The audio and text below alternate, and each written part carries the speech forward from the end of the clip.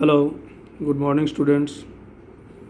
Today I am going to teach you the new chapter narration.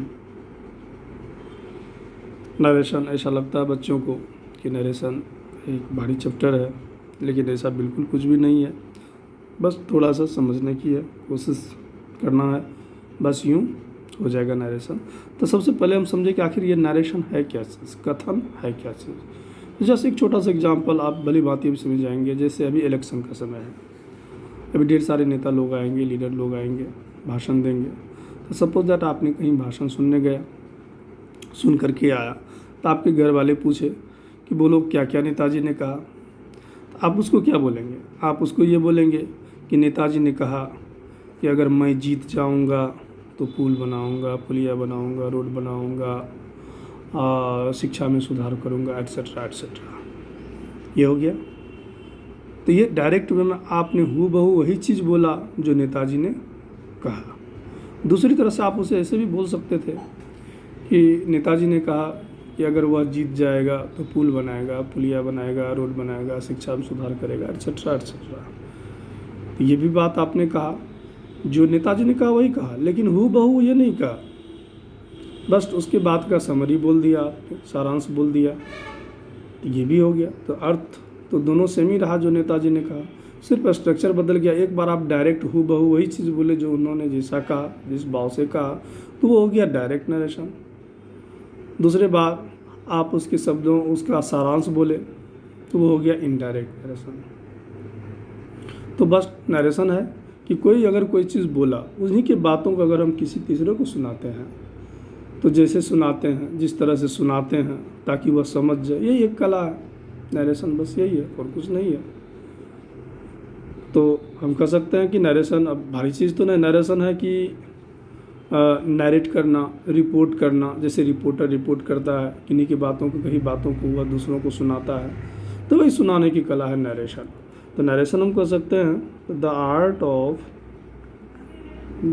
Of reporting the words of speaker, words of a speaker कहते, speaker is called narration. ठीक, ये दो तरह का होता है। अभी जैसे मैंने एग्जाम्पल दिया उसमें स्पष्ट हो गया। एक बार ने क्या कहा, नेताजी ने कहा कि अगर मैं जीतूंगा तो रोड पुल पुलिया बनाऊंगा। तो वहाँ मैं मतलब बोलने वाला नहीं, आप नहीं हो, मैं वहाँ नेताजी। तो वो डायरेक्ट हूबहू वही चीज़ बोले, तो हम डायरेक्ट नरेशन हो गया। तो दो तरह का हो गया नरेशन। एक हो गया डायरेक्ट नरेशन, इसको डायरेक्ट स्पीच भी बोला जाता है, या इसको डायरेक्ट स्पीच भी बोल सकते हैं हम, डायरेक्ट स्पीच। दूसरा हुआ अप्रत्यक्ष रूप में बोले, डायरेक्ट हूबहू वही शब्द नहीं बोले जो बोला, उसको हम बोलेंगे इनडायरेक्ट स्पीच, इनडायरेक्ट नरेशन या indirect speech, indirect speech. Example के भी दे देते हैं हम। जैसे हम नेताजी की ही बात लिए, तो क्या बोले, the leader said,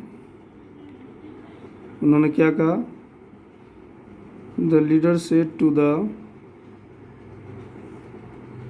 audience, audience मतलब श्रोतागण, सुनने वाले, if I win the election, if I win the election, I will make road, bridge, etc. तो ये उन्होंने, आप हूबहू वही बोले जो उन्होंने बोला। इसी को दूसरी तरफ इनडायरेक्ट वे में आप बोलेंगे, the leader told the audience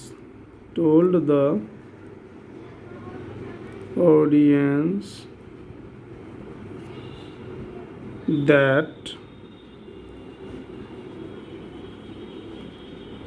if he won the election,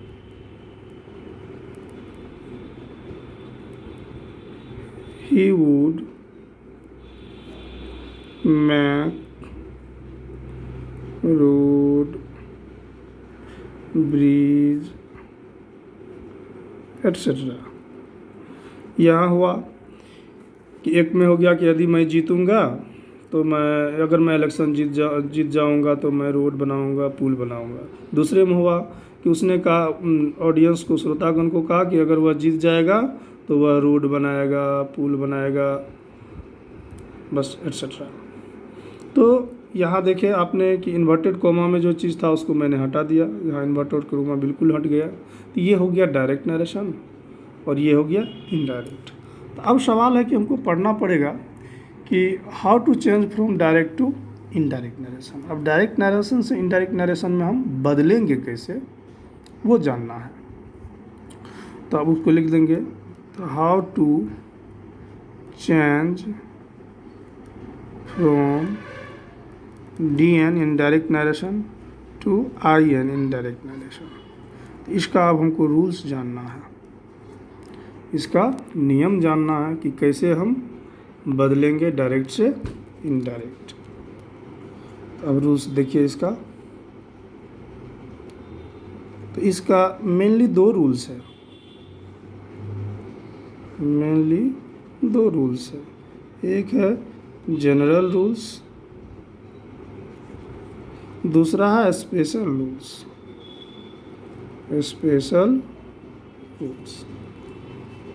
general rules and special rules. तो अब हम जो ये नियम पढ़ें उससे आगे, उससे पहले हमें कुछ जानना होगा, जो कुछ मेन टर्म है, टेक्निकल टर्म है, वो जानना होगा। जैसे अभी देखिए हमने कहा, अगर ये कहते हैं कि Ram said to me, I am a teacher. अब यहाँ देखिए कि एक वर्ब यहाँ है सेड। तो सेड जो इन्वर्टेड कोमा के बाहर वाला जो वर्ब होता है उसको बोला जाता है रिपोर्टिंग वर्ब। चूँकि ये रिपोर्ट कर रहा है, ये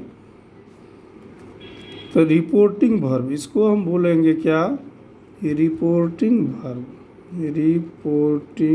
वर्ब। चूँकि आगे इस चीज़ का बहुत काम आएगा, उसको शॉर्ट में RV बोलते हैं, RV। अच्छा, ये राम जो है तो RV का सब्जेक्ट हो गया, क्योंकि रिपोर्टिंग वर्ब से उसका सब्जेक्ट राम है। और ये मी जो हुआ RV का ऑब्जेक्ट हो गया, रिपोर्टिंग वर्ब का ऑब्जेक्ट हो गया। तो आपको जानना कि RV क्या है। तो RV है रिपोर्टिंग वर्ब। अब ये इन्वर्टेड कोमा के अंदर जो पूरा सेंटेंस है, राम ने कहा, क्या कहा, तो इन्वर्टेड कोमा में ये बंद रहता है। तो जो सेंटेंस इन्वर्टेड कोमा में बंद है, the sentence which is enclosed in inverted coma, that is called reported speech. ये पूरा सेंटेंस यहाँ से लेके यहाँ तक ये हो गया रिपोर्टेड स्पीच।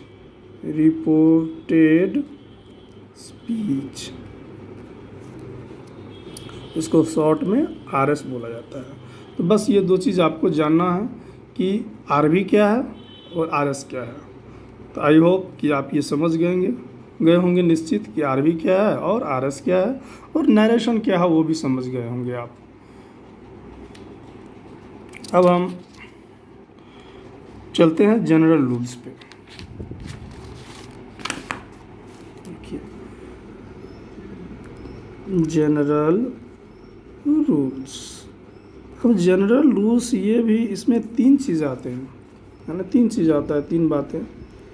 3 टाइप्स हम कर सकते हैं जनरल रूल्स। पहली बातें आ गई जनरल रूल्स में, क्या चेंज करते हैं हम, पहले पर्सन चेंज करते हैं, तो चेंज ऑफ पर्सन, है ना। दूसरी बातें आ गई इसमें चेंज ऑफ टेंस, और तीसरी बातें आ गई change of other parts of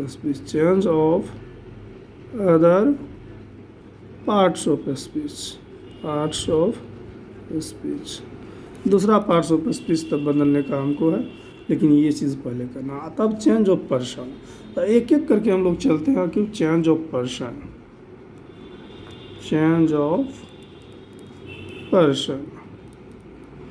अब चेंज ऑफ पर्सन जानने के लिए सबसे पहले आपको पर्सन जानना होगा कि पर्सन क्या चीज़ है।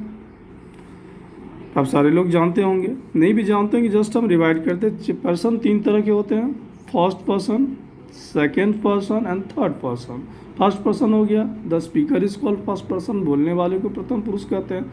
आई वी फर्स्ट पर्सन में आता है, और आई वी से जितना चीज़ बना, मैं, माइन, आवर, अस, मी, ये सब हो गया first person.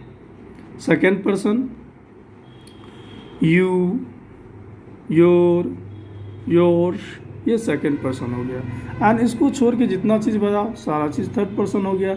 He, she, it, दे, नाम कोई भी नाम हो, राम, श्याम, मोहन, 2 हो 4 हो, ये सारा चीज़ ये थर्ड पर्सन हो गया। तो अब ही से क्या सब बन जाएगा, हिम, हिज, शी से she, her, hers, it, its, they से दे, दैम, देयर, देयर्स, तो ये सब हो गया पर्सन। तो आप तीनों पर्सन समझ गए। तो कभी कभी एक चीज़ अब उससे जानने पहले आपको बहुत ज़रूरी है ये चीज़ जानना कि जैसे ऑब्जेक्टिव केस क्या क्या होता है, कुछ सब्जेक्टिव का, ये थोड़ा सा हम यहाँ दे रहे हैं, आपको आगे बहुत ज़रूरी पड़ेगा। जैसे सपोज दैट हमने फर्स्ट पर्सन में बोला आई, ये हम फर्स्ट पर्सन कर देते हैं, फर्स्ट पर्सन। आई का ऑब्जेक्टिव केस होता है मी, आई का मी, मी का आई। चलो वी का अस का वी हो गया। सेकेंड पर्सन में हम लोग चलते हैं यू, तो यू का बस्ट यू ही होगा। यू का सिंगुलर प्लूरल सब तो एक ही होता है। और थर्ड पर्सन में हम चलते हैं, अब देखिए जैसे ही का क्या होता है ऑब्जेक्टिव केस, हिम का नॉमिनेटिव ही हो गया। शी, हर, इट तो इट ही होता है, दे और देम होता है। बस इतना दिमाग में रखना आपको। अब देखिए चेंज ऑफ पर्सन में, तो चेंज ऑफ पर्सन की बातें जब आती है तो इतना चीज़ आप याद रखेंगे, चेंज किसका होता है, तो पर्सन का चेंज होता है। तो किसका पर्सन का चेंज होता है, तो वही अब हमको बताना है। तो चेंज ऑफ पर्सन में एक बहुत आसान सी सवाल आती है और याद करने के लिए लोग आसान चीज़ याद रखता है। एक सन फार्मूला होता है, सन, SON, सन फार्मूला। एस से हो गया सब्जेक्ट, एस से हो गया सब्जेक्ट, ओ से हुआ ऑब्जेक्ट, एन से हो गया नो चेंज। तब इसको जानने के लिए जानना होगा कि आखिर क्या क्या ये क्या है। तो फर्स्ट पर्सन, जब फर्स्ट पर्सन रहता है किसका, तो फर्स्ट पर्सन ऑफ, चेंज जब भी होता है हमेशा तो RS का वो चेंज होता है। तो RS अब याद आ गया, जो इन्वर्टेड कोमा के अंदर लाइन है उसको हम RS बोलते हैं। तो फर्स्ट पर्सन ऑफ RS वो बदलता है RV के सब्जेक्ट के अनुसार। यही शॉर्ट में याद रखना आपका, first person of RS change according to the subject of RV, यानी रिपोर्टिंग वर्ब के सब्जेक्ट के अनुसार रिपोर्टेड स्पीच का फर्स्ट पर्सन बदलता है। सेकेंड पर्सन अर्थात किसका सेकेंड पर्सन, रिपोर्टेड स्पीच का सेकेंड पर्सन बदलता है रिपोर्टिंग वर्ब के ऑब्जेक्ट के अनुसार। ठीक, अब तीसरा है थर्ड पर्सन। फिर थर्ड पर्सन किसका, तो रिपोर्टेड स्पीच का, रिपोर्टेड स्पीच का थर्ड पर्सन चेंज होगा तो उसका नो चेंज, वो चेंज होता ही नहीं। अगर रिपोर्टेड स्पीच में थर्ड पर्सन है तो वो चेंज होता ही नहीं है। तो चेंज सिर्फ हमेशा होता है चेंज रिपोर्टेड स्पीच का पर्सन, याद रखेंगे। तो रिपोर्टेड स्पीच का अगर फर्स्ट पर्सन चेंज होगा वो सब्जेक्ट के अनुसार, सेकेंड पर्सन होगा ऑब्जेक्ट के अनुसार, थर्ड पर्सन नो चेंज। ये तो शॉर्ट में हम बोल दिए, फर्स्ट पर्सन सब्जेक्ट के अनुसार, सेकेंड पर्सन ऑब्जेक्ट के अनुसार, थर्ड पर्सन नो चेंज। तो अर्थात फर्स्ट पर्सन किसका, तो यही अब हम पहले बता चुके हैं। फर्स्ट पर्सन यानी रिपोर्टेड स्पीच का फर्स्ट पर्सन चेंज होता है रिपोर्टिंग वर्ब के सब्जेक्ट के अनुसार। रिपोर्टेड स्पीच का सेकेंड पर्सन चेंज हो जाता है रिपोर्टिंग वर्ब के ऑब्जेक्ट के अनुसार। रिपोर्टेड स्पीच का थर्ड पर्सन चेंज नहीं होता है, जैसे जैसे वो है वो वही रहेगा। ठीक, आई होप कि you might have learned it, समझ गए होंगे। अगर कोई प्रॉब्लम तो आप कमेंट करेंगे और पूछ लेंगे। ठीक है, ओके। आज की क्लास बस हम यही करेंगे। बस जस्ट एक और हम एग्जाम्पल जो दिए थे हम उसमें बस हम दिखला देते हैं, सिर्फ एक एग्जाम्पल यहाँ दे करके। अब जैसे एग्जाम्पल हम कहें कि Ram said to me I am your friend. तो ज़रा आप बता दिए, अब ज़रा बतलाइए तो ये इसमें रिपोर्टिंग वर्ब कौन सा है, कौन सा है? और ठीक, आपने ठीक बोला, शेड। शेड हो गया रिपोर्टिंग वर्ब, तो रिपोर्टिंग वर्ब का सब्जेक्ट हो गया राम, रिपोर्टिंग वर्ब का ऑब्जेक्ट हो गया मी। जैसे ये हो गया सब्जेक्ट, ये हो गया इसका ऑब्जेक्ट। अब देखिए रिपोर्टेड स्पीच है पूरा, ये आई am your friend reported speech है। तो रिपोर्टेड स्पीच का जो पर्सन है पहला आई है, तो आई कौन सा पर्सन है? First person. तो फर्स्ट पर्सन किसके अनुसार बदलेगा? सब्जेक्ट के अनुसार। देख लेते हैं हम इसका इनडायरेक्ट नरेशन में कैसे चेंज होगा। ये होगा Ram told me, inverted coma की जगह दैट आ जाता है, दैट। अब जैसे देखिए आई है तो बस इसको बदलना ही बदलना होगा। जनरल रूल से उसका मतलब क्या कि हमेशा वो रूल्स लागू होगा। तो जैसे आई फर्स्ट पर्सन है तो हम जानते हैं कि ये फर्स्ट पर्सन किसके अनुसार बनेगा? सब्जेक्ट के अनुसार, आरबी के सब्जेक्ट के अनुसार। आरबी का सब्जेक्ट क्या है? राम। राम कौन सा पर्सन है? Third person. तो ये आई भी थर्ड पर्सन होगा ही होगा, क्योंकि पर्सन बदलेगा। तो राम है थर्ड पर्सन तो आई भी थर्ड पर्सन होगा, तो राम के लिए ही आ जाएगा आई।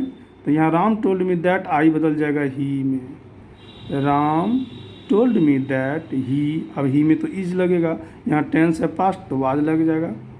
That he was. अब योर कौन सा पर्सन हुआ? Your second person. Second person changes according to the object of RB. तो आरबी का ऑब्जेक्ट यहाँ क्या है? मी। मी तो फर्स्ट पर्सन का है ना, तब ये फर्स्ट पर्सन में बदल जाएगा। Ram told me that he was my friend, your बदल गया माई में।